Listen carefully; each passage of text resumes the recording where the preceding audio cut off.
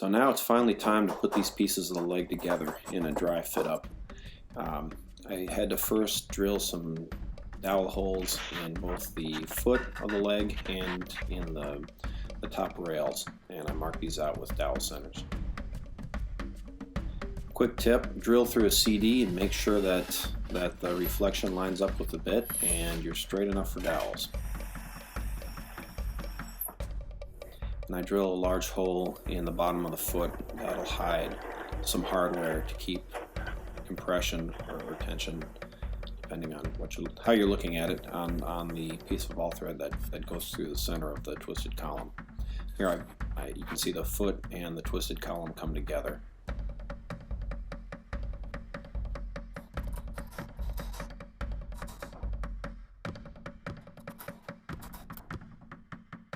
And here's how it matches up with the outer curved pieces. Now there's a little bit of interference on that bottom on the widest part of the column, so I sand it down on the distant end.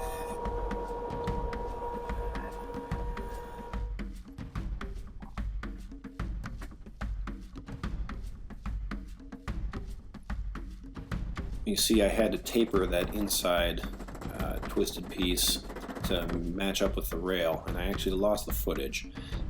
But in the next video, when I do this on the next leg, I'll capture that and show how I made that cut.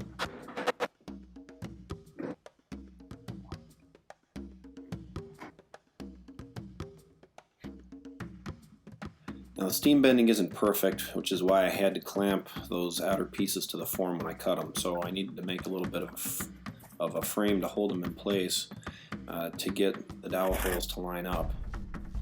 And that's what I'm making here.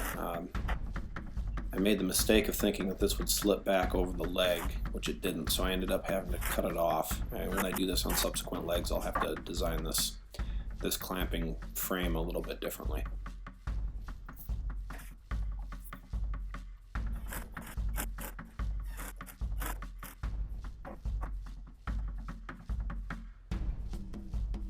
But before putting this all together, I need to cut a mortise for the top of that column. Because it's not going to be flush with the rail, I need to give it a little bit of room to expand and contract. So this was a little tricky. So here I've marked out the angle that it's going to meet the rail, but not the center. I marked the center second, and now if I use the same twist, but center it on the middle point where I want the all thread to meet the rail, then I should have an appropriate mortise, and I'm using this little piece of paper to do that. I line the centers, just eyeball the amount of twist, the angles, and lay that out with a knife so that I can cut that mortise. But before I do that, I drill and tap a hole for the all thread to thread into. I'll reinforce this with epoxy, and if you're worried about the strength of those wooden threads, don't be. They're very strong, especially on a wood like this reinforced with epoxy. I don't anticipate any trouble with those ripping out. A little bit of wax makes this go easier. Now I chop out that mortise.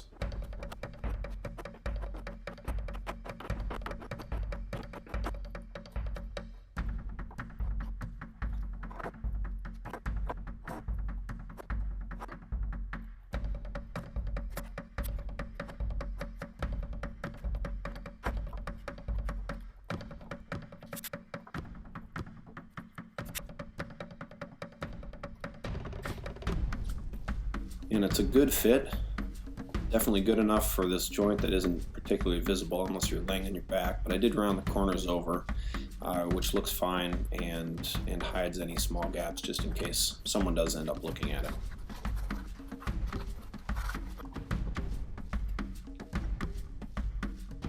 Now it's time to start putting it together.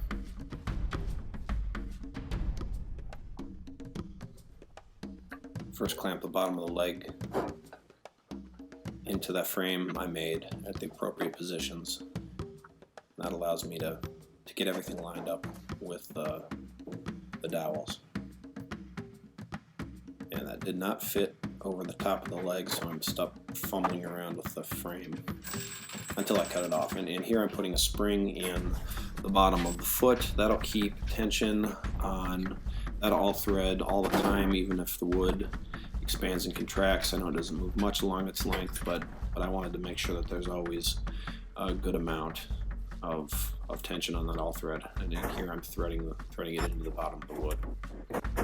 And lots of hammering and clamping and fiddling and so on ends up working out to get this in place. After I get the frame out of my way.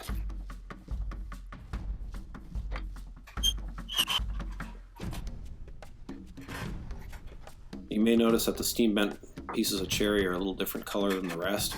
I think most of this will go away when I sand. You can see at the point where it's meeting the rail, I scraped off a little bit and the color's closer. Cherry darkens with time, so I think the steam bending just accelerated that, and over time it'll be completely unnoticeable. But it should be even better than this once I sand. And here you can get a sense of what the table is going to look like, even though I haven't done the finished sanding and blending a lot of those curves, and it still has work to go. It should be visible and understandable now, when in my previous videos I understand it probably wasn't. So thanks for sticking with it, and hope you're enjoying. I'll be working on doing this 3 more times and finishing them all in the next few weeks.